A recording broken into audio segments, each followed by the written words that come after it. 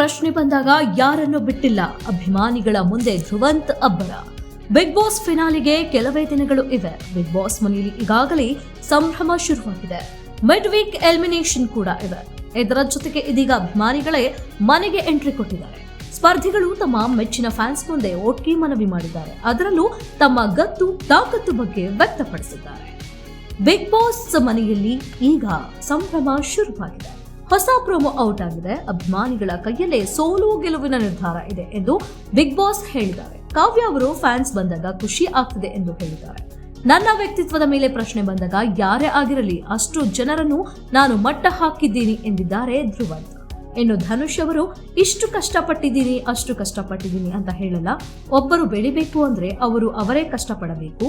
ನಿಮಗೆಲ್ಲರಿಗೂ ನಾನು ಫ್ಯಾನ್ ಆದೆ, ನೀವೆಲ್ಲ ನನಗೆ ಸ್ಟಾರ್ ಆದ್ರಿ ಎಂದಿದ್ದಾರೆ.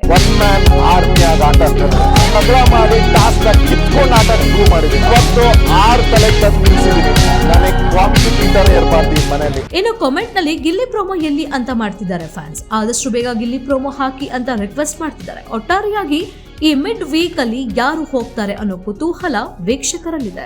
ಅಭಿಮಾನಿಗಳು ಯಾವ ಬಿರುದಿಂದ ಗುರುತಿಸಬೇಕು ಅಂತ ಹೇಳಿದ್ದಾರೆ. ಆಗ ಗಿಲ್ಲಿ ಅವರು ಸಕಲ ಕಲಾ ವಲ್ಲಭ, ಎಲ್ಲ ಆಟ ಬಲ್ಲವ ಎಂದು ಬರೆದಿದ್ದಾರೆ.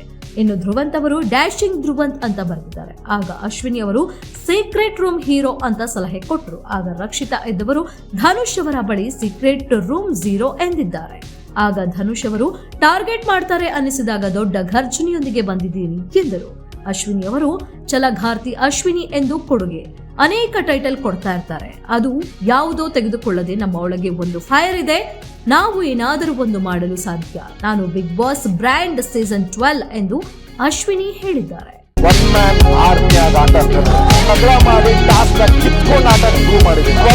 6 ಸೆಲೆಕ್ಷನ್